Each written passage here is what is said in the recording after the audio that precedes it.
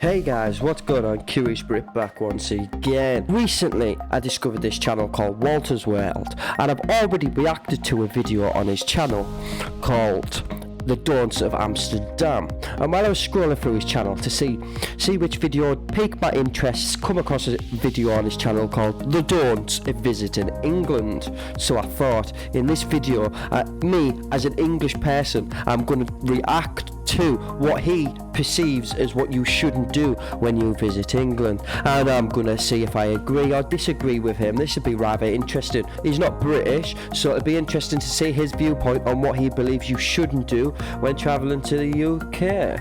So, if you like what you see, don't forget to smash that thumbs up, hit subscribe so you don't miss any uploads. It really does help me out. Without further ado, let's jump into this Walter's World video.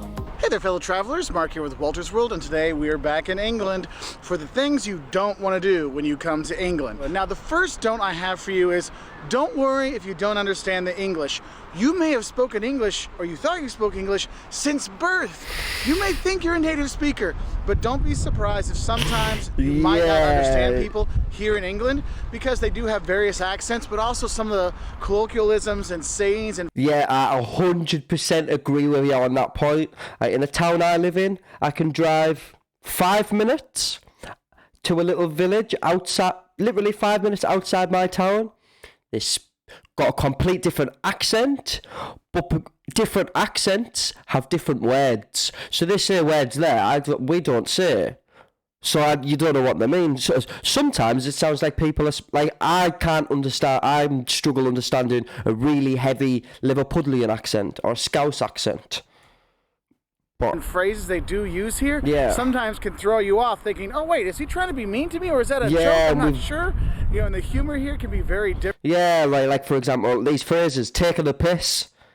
You're taking the piss for. You know what I mean? It's like, I'm gutted. A brolly, an umbrella.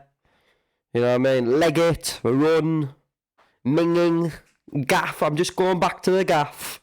Means going home. Oh, Bob's your uncle, Fanny's your aunt. That's good saying. But there's all sorts of like we've got all the old Cockney rhyme and slang. So I'm just gonna make myself a cup of Rosie Lee. It's a cup of tea. I'm just gonna go up to the apple and pears. Obviously stairs. You get the idea. Don't worry if you don't understand the English. I completely agree with that point. Don't be scared of the food. Now, don't expect to have a culinary masterpiece every day here, but don't be scared to try the food. I know a lot of people talk about England and it's kind of like, oh, there's cool sights in the countryside, da-da-da, but the food, oh my God. Look, I've been coming to England for about 20...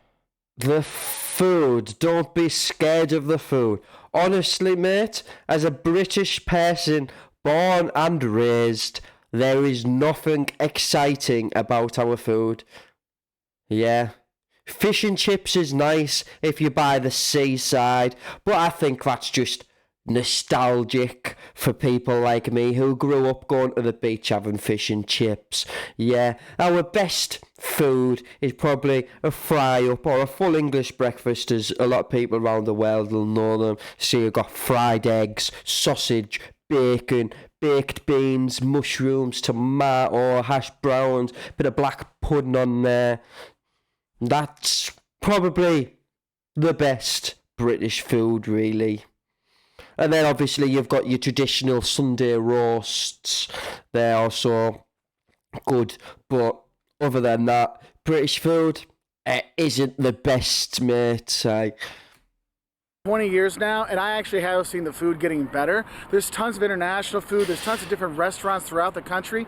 But the thing is, international food isn't British food then, is it, mate? So your point is irrelevant. Food can be pretty fun. If you go to a pub and you have, you know, your steak and kidney pie or your shepherd's pie, or you go for a Sunday roast. I mean, it's Sunday tomorrow and I'm kind of excited to hit the pub to have a Sunday roast with Yorkshire pudding. You'll be surprised that you might actually like the food here, so don't be... Oh yes, English muffin.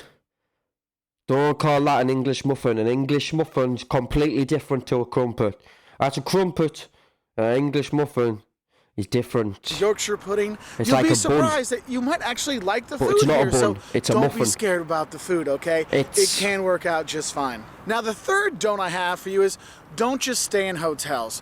One of the quintessential parts of coming to England and driving around England and going through England is to stay in the B&Bs, the bed and I'd say breakfasts. that. Because they have a Yeah. whole network of B&Bs throughout the countries, in big city, in small towns, in villages out in the countryside. And it really is a quintessential part of visiting England. Because what's cool is you're staying with a family and they're going to talk to you, they're going to give you the tourist information, they're going to give you the stories. Yeah, B&Bs is a good option, but also now in this day and age, you can, with their like of Airbnb and that, you can literally rent out little village cottages and stuff for yourself and your You're family. in their So home, yeah, and you see, it's better wow, than a hotel. so this is how English people live. This is how things are, and it gives you this cool idea. And that's one thing I really want to say is, look, you're not staying at Ibis all the time, okay?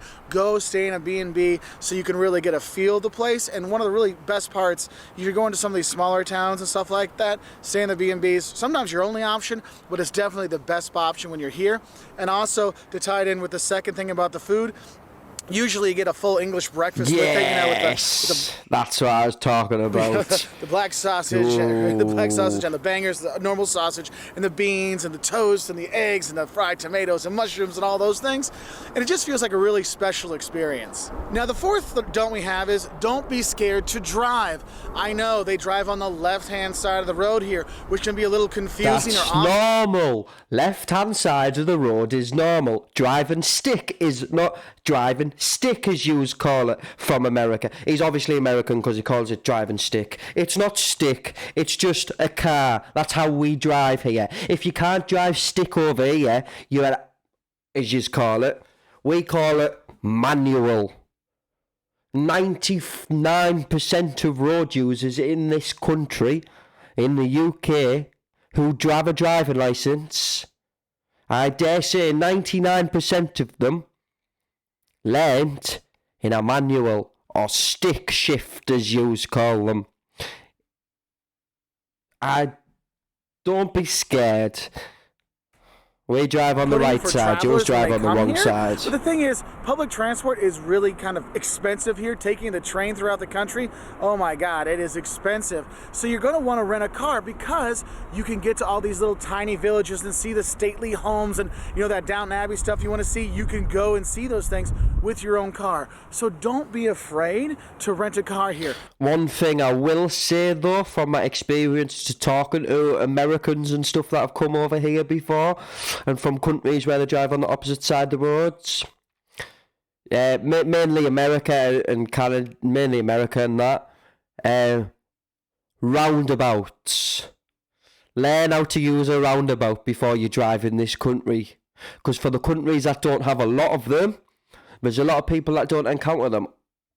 They can drive every day and they won't encounter a roundabout. Yeah, whereas us in the UK, I drive to work about 10 minutes away. 2 roundabouts on the way. So roundabouts, just a normal thing. We don't have many crossroads, intersections, whatever they like to call them in America. We've got roundabouts to replace them. However, I will warn you, when you first driving on the other side of the road, it is a bit, you know, off-putting. You're like, oh my, am I going the right way? And then when you hit your first roundabout, Yeah, yeah. good luck, my friends. Good luck. But don't be scared to drive because you want to drive throughout this country. That's And if you are exactly gonna be what I was driving, saying. I do recommend getting the GPS for you because when you're driving the other side of the road, you're going to be so concentrated on that sometimes you'll miss the turnoffs and stuff. And with all the roundabouts and everything, GPS just a lot easier to deal with. I'll just tell you that one right now. Another thing that kind of deals with that other side of the road driving is don't forget to look right when you cross the street. Look, they're driving on the left side of the road, so the cars come from the right, not the left. And I can't tell you, I've been in York, I've been here in London, I've been in Cambridge, Brighton, throughout most of the districts around this country, and tourists from everywhere in Europe and everywhere in the US, they come walking in and they look left, and the car's coming this way, and it's like, beep, beep, oh my God. And you have that almost death-inducing moment.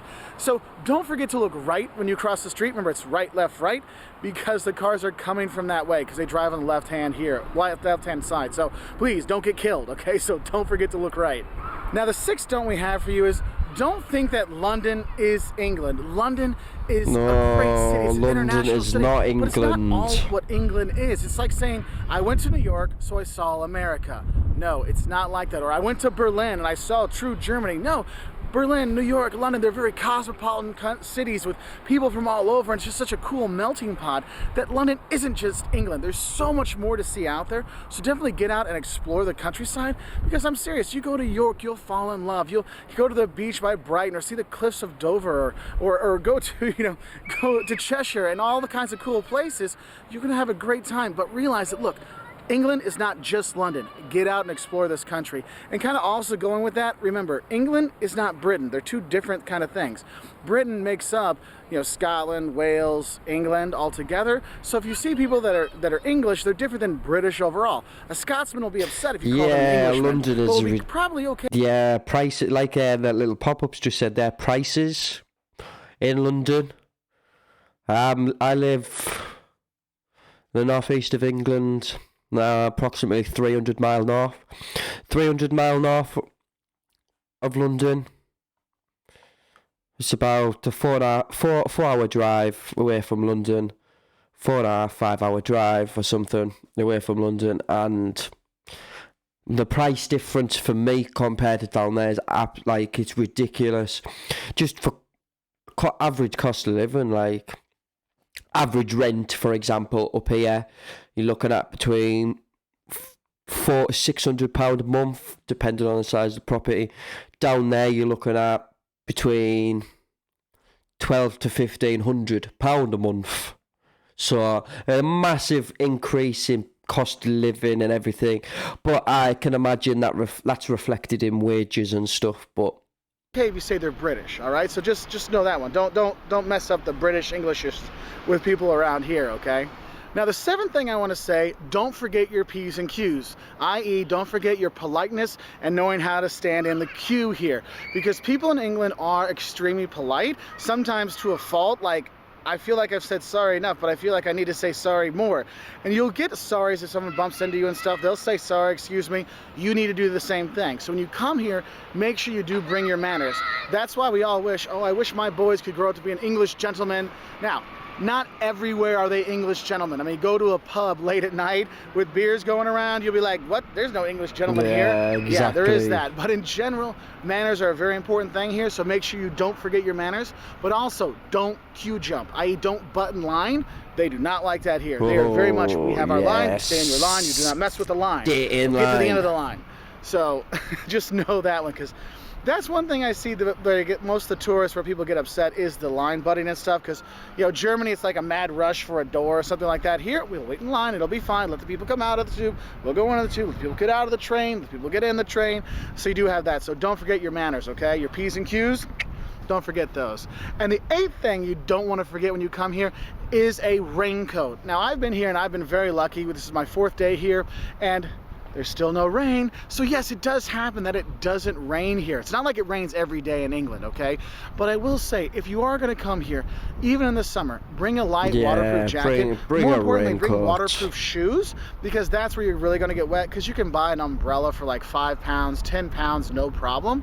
So, but just don't forget that waterproof jacket, because you will eventually need it, okay? I'm not gonna lie to you. I've been very lucky this time. I've been coming here for 20 years, and this is probably the second time I've actually had like nice weather the whole time. So it's awesome when you have it, but it doesn't always happen. And the ninth don't I have for you is don't forget to go to the pub. This is definitely a pub culture place. Go and have your pint, enjoy the talking, the people, all kinds of stuff, and you will enjoy it. So I hope that helps you know what don't to do when you are here in England. If you want to learn more, 5 things you love and hate about London, 10 things that'll shock you about England, check us out on our website at waltersworld.com. So from a British perspective, he was fairly spot on with all his points there of the don'ts of if you're coming to England. So there's nothing on that list I wouldn't say to anyone. So that was really insightful. And if you like this style of video where it's a British person reacting to someone's view, like basically he's giving his opinions on from his travel experience in the UK, and I'm giving my opinions and views from an actual British person who's born, raised in England, lived here all his life. So if you like this style of video and want me to do any more like this style of video, let me know by hitting that thumbs up button, hitting subscribe down below, and let me know in the comments down below if there's anything you want me to react to in the future. Until next time, I've been the Curious Brit. Peace out, people.